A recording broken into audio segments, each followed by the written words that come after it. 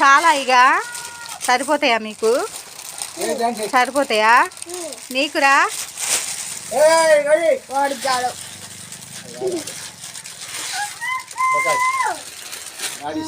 మీ daddy AD మరి? ఏది మరి? పైసలు ఎవరు ఇవ్వాలా? ఆగురా చిన్న నువ్వు పైసలు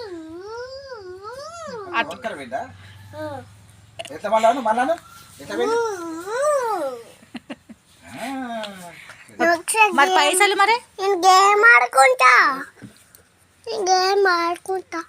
నేను ఇల్లు ఏది ఏది అది ఆ పైసా జేబేది నీకు అసలు ఎక్కడున్నాయి? పైసా 2 రూపాయలు